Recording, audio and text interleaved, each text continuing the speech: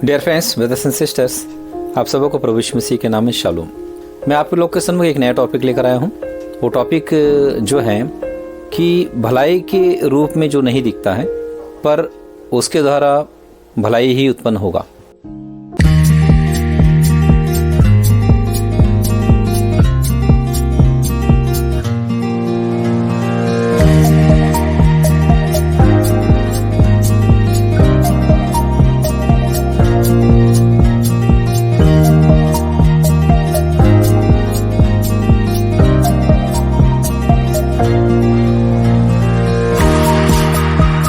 आज के दिन हमारे ध्यान का अंश है डांट के द्वारा भलाई।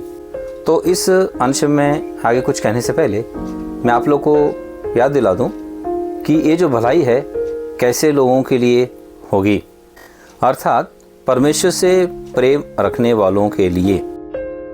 उस टॉपिक के विषय में आइए हम जानते हैं। रोमियो की पत्री 8वां अध्याय का 28 वचन। हम जानते हैं कि जो लोग परमेश्वर से प्रेम रखते हैं उनके लिए सब बातें मिलकर भलाई ही को उत्पन्न करती हैं, अर्थात उन्हीं के लिए जो उसकी इच्छा के अनुसार बुलाए हुए हैं। तो इस वचन में एक शब्द है, भलाई ही को उत्पन्न करती है। सब बातें मिलकर भलाई ही को उत्पन्न करती है। सब बातें कहने का मतलब ये नहीं है कि भलाई ही किया जा रहा है तो भलाई उत्पन्न हो रही है। तो जाहिर बात है कि भलाई से इतर कुछ और दशा है और उसमें से एक से अधिक दशाएं हैं। तो उन जो दशाएं जो हैं वो दशाएं भी भलाई को उत्पन्न करेंगी। तो मैंने आप लोगों से मुख्य संदेश में कहा था, आप लोगों के सामने अब लगातार कम से कम 7 ऐसे अंश लेकर आऊँगा जिसके द्वारा भलाई उत्पन्न करती है। तो बने रहिए। आज के दिन मैं इन 7 अंशों में से दूसरा अंश लेकर आया हूँ। आज का अंश है डांट के द्वारा भलाई। डांट के द्वारा भलाई, इस अंश के विषय में ध्यान में आगे बढ़ने से पूर्व आइए हम पहले डांट का मीनिंग जान लेते हैं।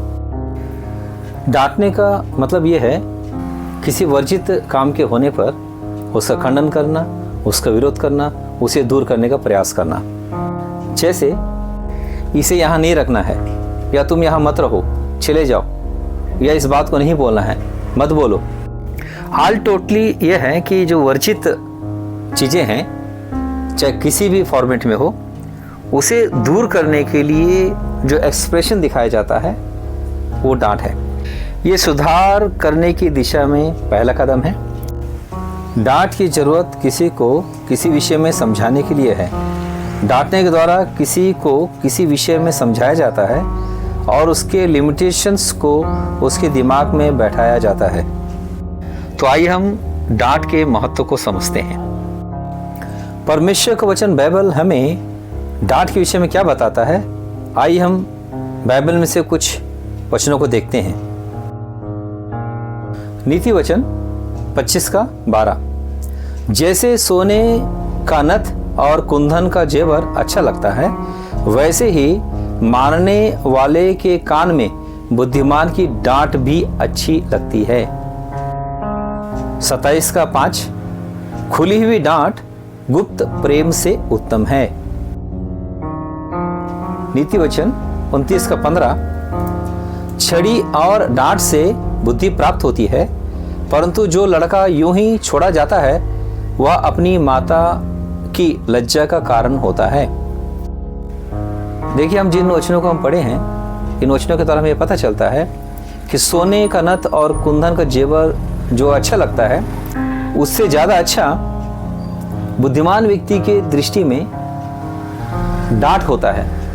क्योंकि डांट खाने के बाद जिस चीज में सुधार होता है, वो सुधार इतना बहुमूल्य होता है, इतना कीमती होता है, सोने के नथ से ज्यादा, कुंदन के जेवर से भी ज्यादा।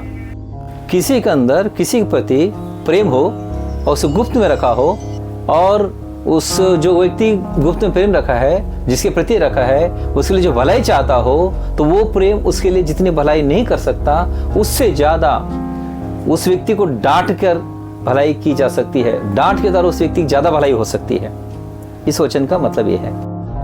बुद्धि तो हर एक मनुष्य के लिए चाहने योग्य है, पर जब नीति वचन 29:15 में जब देखते हैं, छड़ी और डांट से बुद्धि प्राप्त होती है करके लिखा है, मतलब डांट खाने के द्वारा भी बुद्धि प्राप्त होती है।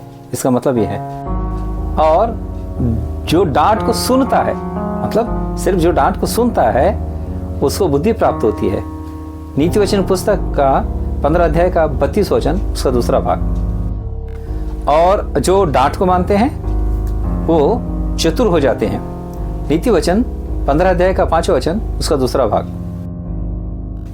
और यही डांट जब समझदार को पड़ती है तो वह और अधिक ज्ञान प्राप्त करता है। नीति वचन 19वें अध्याय का 25 वचन उसका दूसरा भाग। और उसी डांट को जो मानता है उसकी महिमा होती है। नीति वचन 13वें अध्याय का 18 वचन उसका दूसरा भाग। और जब आप किसी बुद्धिमान को डांटेंगे तो वह आपसे प्रेम रखेगा। नीति वचन पुस्तक का 9वें अध्याय का 8वें वचन का दूसरा भाग। डियर फ्रेंड्स, आपने देखा डांट की तरफ कितनी भलाई है। तो इसीलिए नए नियम में भी डांट का समझाने के विषय में कहा गया है। दूसरा तीमुथियुस की पत्री 4 अध्याय का 2 वचन और 3 वचन, तू वचन का प्रचार कर, समय और असमय तैयार रह, सब प्रकार की सहनशीलता और शिक्षा के साथ उलाहना दे और डांट और समझा। क्यों डांटना है, क्यों समझाना है? 3 वचन लिखा हुआ है, क्योंकि ऐसा समय आएगा जब लोग खरा उपदेश ना सह सकेंगे, पर कानों की खुजली के कारण अपनी अभिलाषाओं के अनुसार अपने लिए बहुत से उपदेशक बटोर लेंगे। और 4 वचन, और अपने कान सत्य से फेरकर कथा और कहानियों पर लगाएंगे। इसलिए 5 वचन, पर तू सब बातों में सावधान रह, दुख उठा, सुसमाचार प्रचार का काम कर और अपनी सेवा को पूरा कर। ऐसे समय में जो उपदेशक होते हैं, जो सेकाई करने वाले होते हैं, इनके लिए एक सावधानी की आवश्यकता है। अपने से अधिक उम्र वाले को और विशेषकर बुजुर्गों को नहीं डांटना चाहिए। पहला तीमुथियुस की पत्री 5वें अध्याय का 1 वचन। और 2 वचन, किसी बूढ़े को ना डांट, पर उसे पिता जानकर समझा दे, और जवानों को भाई जानकर, बूढ़ी स्त्रियों को माता जानकर, और जवान स्त्रियों को पूरी पवित्रता से बहन जानकर समझा दे।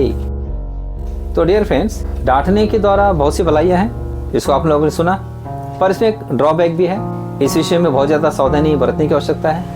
नीति वचन की पुस्तक 9वें अध्याय के 8वें वचन में हमने पढ़ा कि बुद्धिमान को डांट, वह तुझसे प्रेम रखेगा।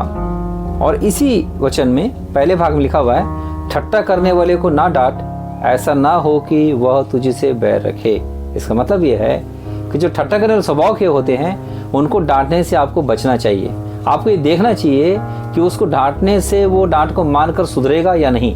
अगर लगता है कि वो विरोध करेगा तो ऐसे लोगों को डांटने से आपको बचना चाहिए। और आप यह मानकर कि जो डांट से बैर रखता है वह पशु सरीखा है। नीति वचन पुस्तक का 12वें अध्याय का 1 वचन उसका 2 भाग। और जो डांट से मुंह मोड़ता है वह भटक जाता है।